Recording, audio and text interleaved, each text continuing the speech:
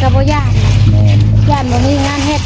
กว่า ถ้ามึงมีงานเฮ็ดนี่คิวใจกูนี้ แม่น บ่ฮู้สิไปเฮ็ดหยัง ได้เฮ็ดก็เมื่อยแล้วก็นั่งเช้าก่อน แม่นอันนี้มันพักได้ แม่น เมื่อยก็อย่ามัน หมดงานก็คือหมดเงิน แม่นแหละ กันแม่ให้ช่วงภาษีน่ะก็ไปแต่งรถจักรไปใช้ค่าปุ๋ยหมดแล้วบัดไปดองหั่นดองนี่เด้จ้ะงานแจกงานนางเนาะ แม่น มาประอยู่ในบ้านในเมืองทำบ่ไปก็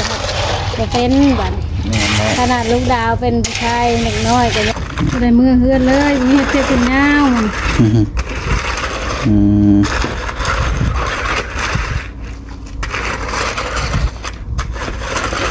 กวาดแนวใดก็ได้ให้นำเข้าเฮือน อะไรก็ได้ก็ไม่นาน แน่นกวาดรถแนวใดก็ได้ให้นำเข้าเฮือน เป็นเสียอะไรเห็ดซุ้มผมแบ่งได้เดี๋ยวนี้พี่น้องเนาะรอแล้วบัดนี้เรียบร้อยว่าสังพุทธ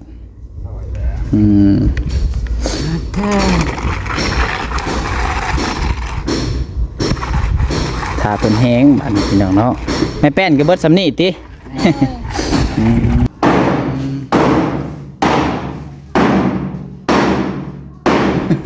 หายแท้อันนี้โอ้คนแก่เนาะป้าเผื่อคนออกไปอีกบัดนี้เนาะคนอยู่ไงสู้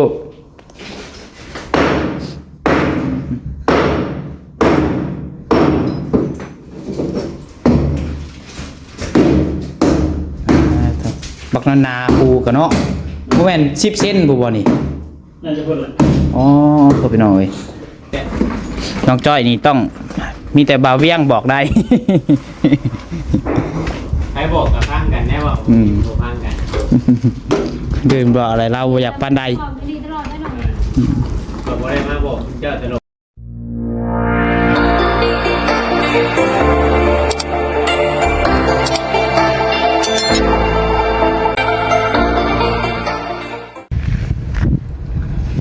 พี่น้องเนาะบัดนี้ทางน้องดาวพี่น้องเอ้ยทางสังพุทธกับผู้ช่วยเป็นเทพื้นอะไรพี่น้องเนาะเอาคนอื่นเบิดพี่น้องเอ้ยทักทายสบายดีพ่อแม่พี่น้อง FC เบิดผู้สู่คนเด้อพี่น้องอยู่ฝั่งลาวฝั่งไทยแล้วก็อยู่ทางต่างประเทศพี่น้องเนาะการยินดีต้อนรับมาพ่อแม่พี่น้อง FC เข้าสู่ช่อง YouTube น้องผัดไส้ชาแนลอีกแล้วพี่น้องเอ้ยเอามาพบมาพ่อกันบ้านนี้พาอยู่ทางบ้านทางเรือนของน้องดาวเดี๋ยวนะเป็นเทได้คันหนึ่งวันเนาะแดดซ้ำพี่น้องเลยเนาะเทช่วงบ่ายแดดพี่น้องสบายดีเด้อโดยใช้เจ้าของเฮือนเพิ่นบ่อยู่หรอบ่อ๋อดาวอยู่ไหนเนาะบ้านนี้ได้แต่ซ้ำนี่บ่ผู้ช่วยเป็นมีความแพนเทไปทีละน้อยโดยแล้วก็ตีนลอกกะเหี่ยวตีนลอกกะเหี่ยวสุกกะบดได้เอาเทื่อละคอนเนาะมาถึงกับโบแมนคอนก็เลยว่ายุดบ่วันนี่เห็ดในเดียวแล้วก็ผักเลยบ่แล้วเพราะว่าแกอะไรดีอันนี้ก็เห็ดในแรกแล้วก็ผักบ่นี่โดยเอามันลำบากมันล่อเป็นอย่างนี้วันนี้ล่อผลสูบมาเรียบร้อยคือเก่าอันยังไม่ได้สูบซ้ำแมนใส่นักแล้วก็เวฟลงจำกงนั่นมันหัวบอกคือมันอะไรมันแปรละล่ะคอยกันว่าไม่ทักทั้งคนเป็นล่ออะไรกันใช่ล่อไผ่อะไรตัวนี้ล่อน้องดาวยันว่าคันมันจ้อยกับคือกันเถอะเอามาถูกเวฟแล้วก็ไปช่างมันหักขาดนะเนี่ยนะมันยังบ่ทันได้ซื้อมันหักแม่นอันหนึ่งอันสองมาซ้ายกับมืดซ้ายกับเบิดแหละมานี่หันแม่นโอ้เล็บเมาฮอดดินนั่นแหละนี่กระสีเบิดเลยแห่กันเนาะกระสีเบิดเลยมดเลยยังแต่เข้มนั่นนี่คือนั่นก็ฮอดพ่อสมบัติสันนิเพิ่นยังสำได้นี่บนสิเทนี่เทฮอดใส่ฮอดเสาพุ่นแหละฮอดเก่าพุ่นแล้วก็เทบนปุ๊ก ผู้คนครัวออกอีก แม่น เทสุดนี่ปุ๊บแล้วก็เทออกอีกทั้งข้างอีก ถ้าอันนั้นย่อเช้าแล้วก็เททั้งคาง เออ เฮ็ดหลังคามุงเงินครัวแล้วก็ก่อขอนล่าได้เงิน อื น้อง ม ดาวว่าดอก โดยคือแห่กับทรายบ่พอแล้วคันว่านี่เนาะต้องได้มาอีกเป็นรถพุ่นแล้วนี่พี่น้องเอ้ย มานั่นแหละ แห่รถหนึ่งทรายรถหนึ่งพุ่นแล้วพี่น้องเอ้ยคันสิบ่กลัวเนาะฮะ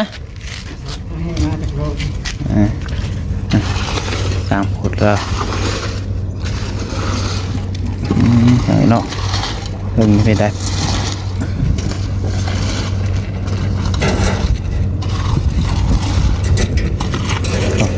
รถตอกดินเพิ่นก็อันนั้นเดี๋ยวพี่น้องเนาะความลุกกุ๊กกัว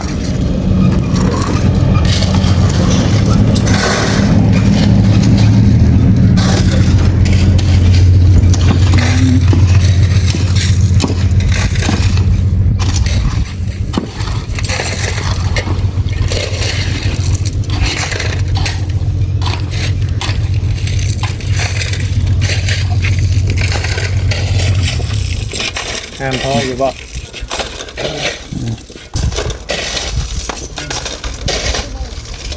สบายดีเด้อ เดี๋ยวไว้ โอ้คนเด็กเจ้า ฝากกันอยู่ในเสานี่แหล้วอยู่ได้ อยู่ได้ย้อนเสานี่เด้นี่พี่น้องเนาะมันทบแน่นฮะมันแปลแล้วนี่ มันเอาเต็มได้เนี่ย อืม โอ้ย เอาไปยักรวมมือนั่นน้ำร้อนชื่อให้ไหมก็คือเก่าอ่ะ ไอ้บ่ มันหน่อยเนาะ เจอใหม่กาแฟคือเก่าเนาะ มันไม่ได้เป็นโปรเจกต์ทางการนะ อืมเอาไปสูบเอาบ่ได้บ่ตีนมันกะนั่นก็ไปให้น้องไส้หลาจอนให้ พี่น้องเนาะอืม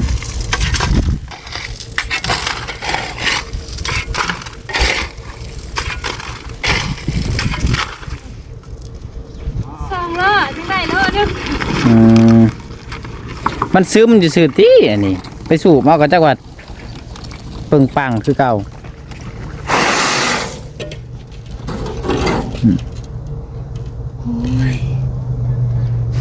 ใจนั่ง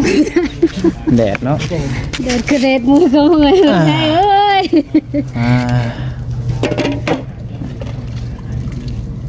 เห็ดได้ซะเนาะสู่ไป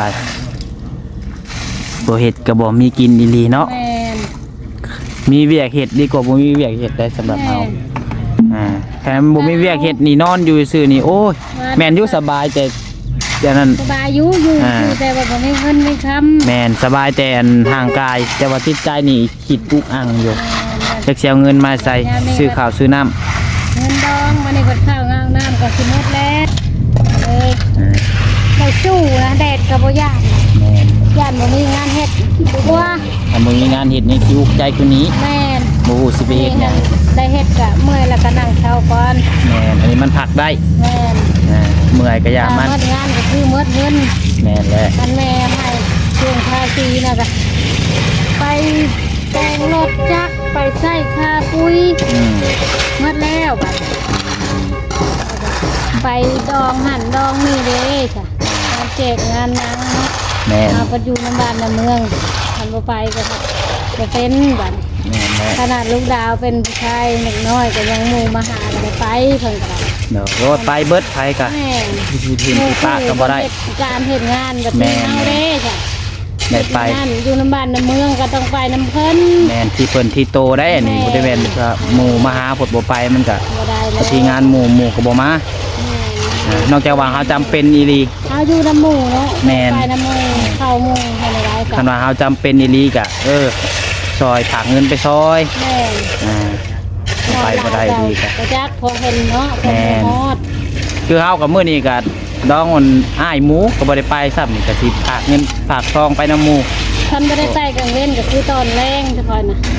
ก็ว่าเพิ่นมาย่อมือถือแขนใช่เนาะ แม่น ที่เฮาเฮ็ดก็เฮาก็อยากอาศัยหมู่ โดย คือว่า ไป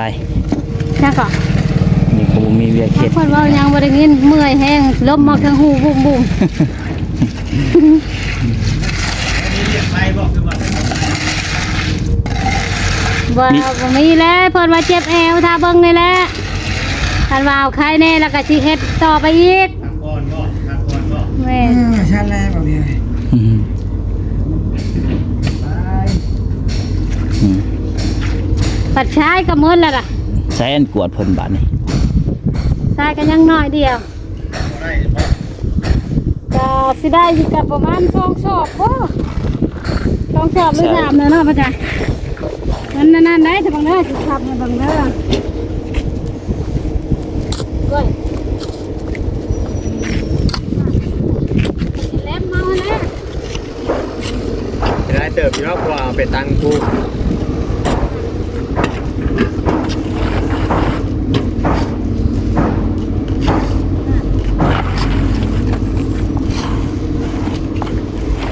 แม่ก็อยู่มาโต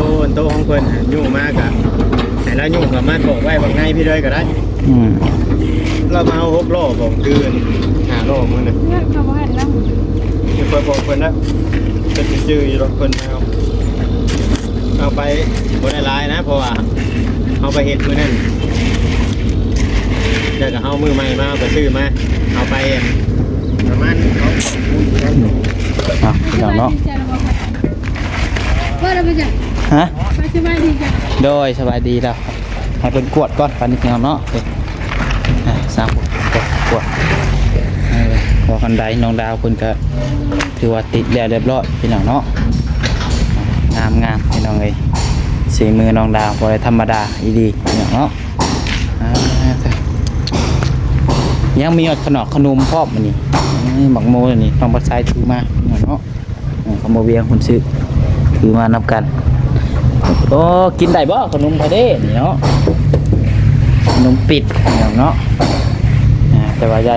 แนวฉันนี่คือยังบ่ทันได้ยายชับเนาะ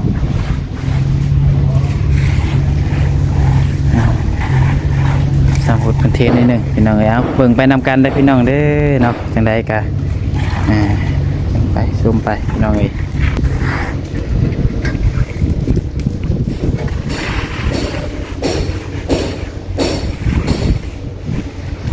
สร้างปวดกันเอ๊ะเนาะ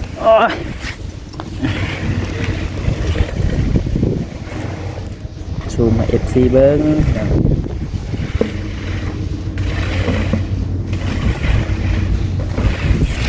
สู้ๆเด้อสร้างพุทธเด้อ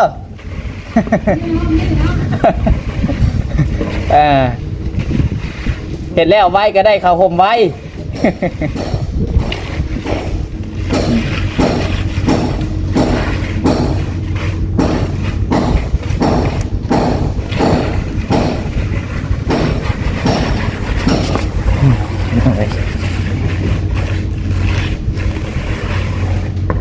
มืออื่นจักแล้วบอกอยู่เนาะเพราะว่ามือนี้เพิ่นว่าพังเบิ่งอันนั้นเทตัวนี้แล้วกับบางทีก็หยุดก่อนเพิ่นว่าเนาะสร้างพุทธเพิ่นเจ็บแมวเพิ่นว่าเจ็บแมวหยุดพักผ่อนก่อนพี่น้องเนาะบ่ว่ากันพี่น้องเอ้ยเฮ็ดได้สำเร็จเนาะเฮ็ดบ่ไหวกับหยุดเมื่อยก็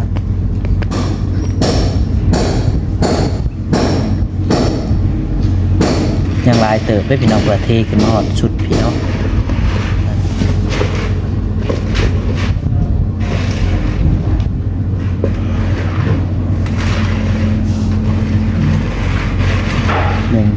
ยังเหลืออีกประมาณ2 เทื่อที่เนาะ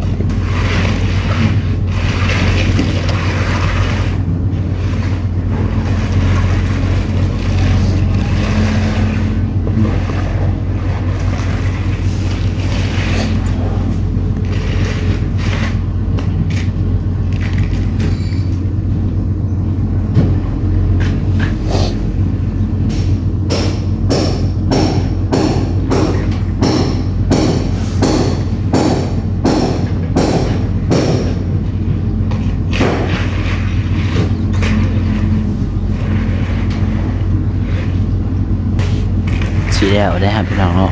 กดเลยอึ๊บ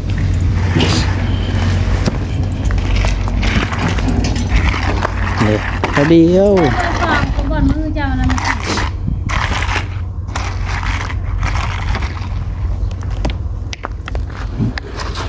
มันบ่ได้เนาะ ฮะ มาตักน้ำช่างบัด แม่นอยากมาตากน้ำเพิ่นย่านเพิ่นเงาตากแดดผู้เดียว เราทำตักกันแน่เนาะ โดยมาตากน้ำกัน ให้กำลังใจกันดีกัน เห็นบ่ผู้ช่วยมา มันก็นั่งนึกอ่ะ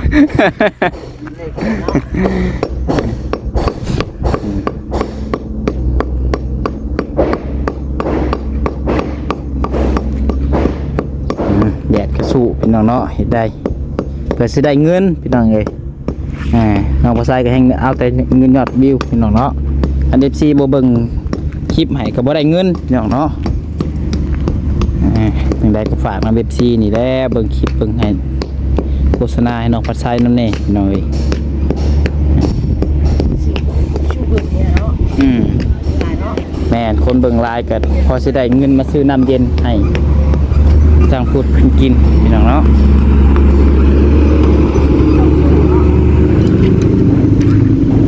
สู้เพื่อนเนี่ยสู้เพื่อนมึงไงย้าย ของจอยเป็นอยู่ทรายขึ้นมาเลย เอ้ย อืม ยานะน้องดายานะกันเก่าแล้ว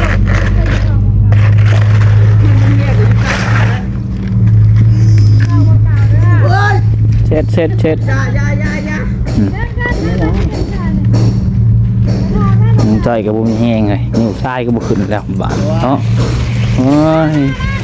พี่สัตว์ขึ้นมาพี่เลยพี่สัตว์ขึ้นมาทางข่อยพี่ นี่อ่ะ ธรรมดา โอ้ยแห้งกระเต็ก แห้ง สู้ๆเฮ้ย ปุ๊บกายปุดบันเหยียบอยู่ได้เลยพี่ ทางไหนพ่อ ไปพุ่นก็ได้ผู้ ไว้ได้นักได้ ไปพี่ก็ได้ ไปนี่พ่อมึงแฟน พี่เลย เราหาเอ็ดจังหน่อยเนาะ ไปนี่ อืม นั่นแหละอย่าพาเข้าไม่ประทานในชายเล็กหรอก เอาแน่รอเลยหมอกอกอยู่เลยทุกเจ้าการเอา อาใส่ไม่ได้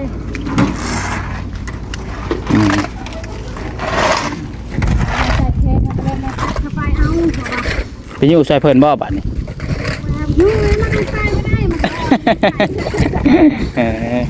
ไปอยู่ใส่เพิ่น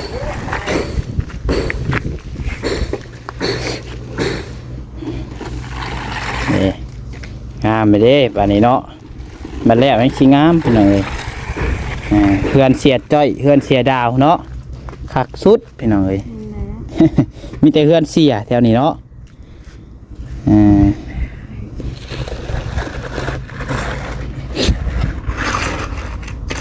ได้มือเฮือนเลยมีเสื้อกันยาวมัน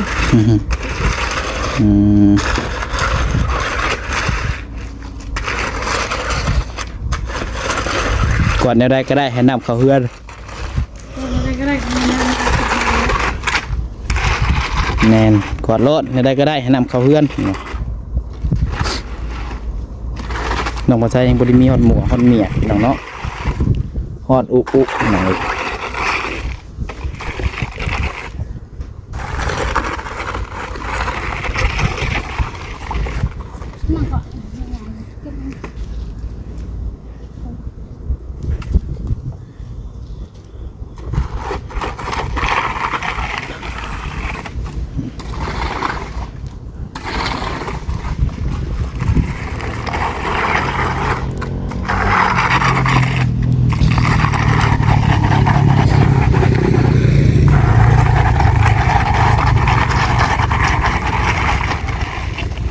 น้องดาวเพิ่นอัน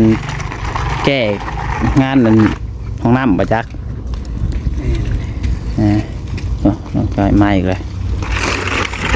ชอบอยู่เนาะเฮ้ยแล้วก็ชอบข้าวต้องมีก่อนดีกว่า อ้าว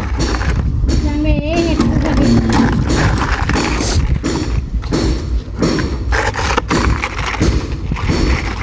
เจ้าประกอบมันดีน้อย เสียจ้อยทรงผมแบ่งไป เป็นเสียอะไรเห็ดซุ้มผมแบงได้เดี๋ยวนี้พี่น้องเนาะรอแล้วบัดนี้เรียบร้อยว่าสังพุทธ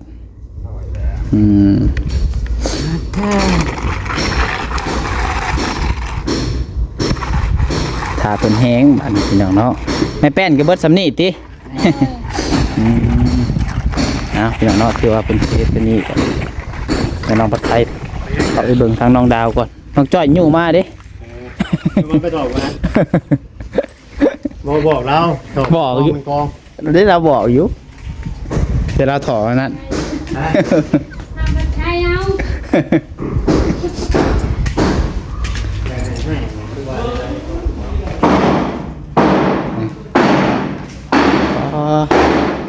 เอาหายเพ่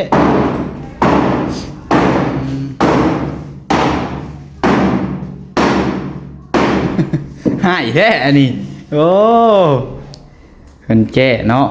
ป้าเผื่อคนออกไปอีกวันนี้เนาะคนอยู่ไง สู้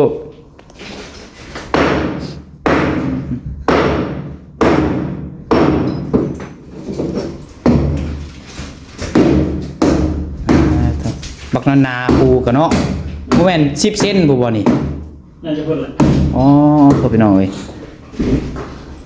ปูบักนาเปิดปูนิเวนหา6 สอบ10 สอบปูไปจ้ะ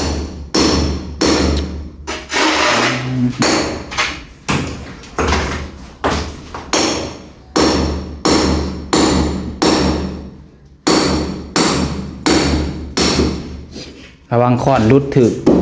แข่งตัวเองได้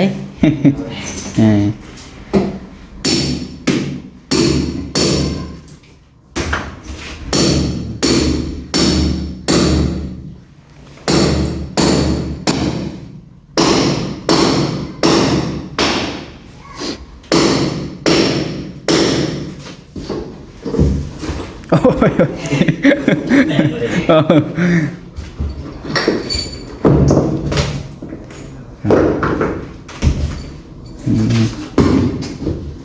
มีค้อนใหญ่ๆเนาะตัวค้อนเขาถูกทางถูกหินนะถูกเพื่อนฮะ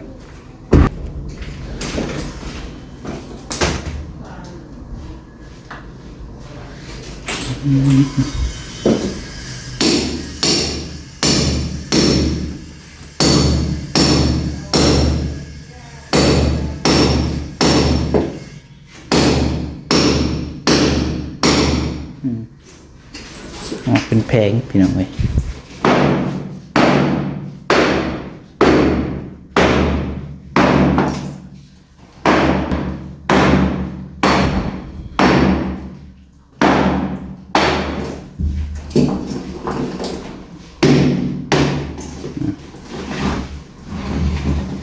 เบื้องนี้ก็แก้บ่เลยบอกน้องดาวเบื้องนี้ก็แก้บ่แก้บ่เลยอ่ะให้ได้เบื้องนั้นเนาะ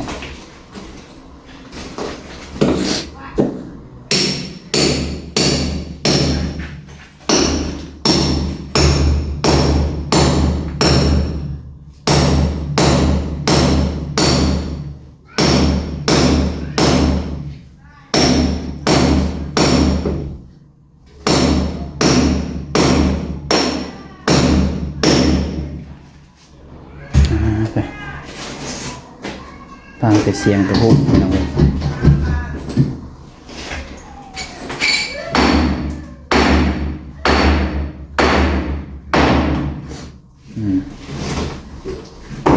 เนาะลองไปซีเบิ่งเฮ็ดน้องดาวคนแกะอีกของน้ำก็เป็นถึงพี่น้องเนาะฮอดพี่น้องเอ้ยโอเคเลยพี่น้องเด้อสำหรับคลิปนี้ก็ประมาณนี้แหละพี่น้องเนาะน้องดาวเพิ่งคืองานแกะพี่น้องเนาะผิดพลาดประการใดก็ต้องขอโทษขอไฟลายพี่น้องพบพรคลิปต่อไปนะพี่น้องสำหรับคลิปนี้ก็ขอบคุณพ่อแม่พี่น้อง FC แพร่ทุกคนที่เรามาชมคลิปใส่ให้ทุกคนดีมีแห้งพี่น้องเนาะน้องจ้อยนี่ต้องมีแต่บ่าวเวียงบอกได้ ใครบอกกับพังกันแน่ว่าพังกันดื่มบอกอะไรเราอยากปานใด บอกว่าได้มาบอกเจ้าตลอดได้ ไปดูดีนะปลอดภัย อื ไป ม เมื่อยปล่อยไป คนบ่เวียงว่าวในอยู่แน่ฟังแน่ ว้าไปดูดี เออพี่น้องเนาะหอน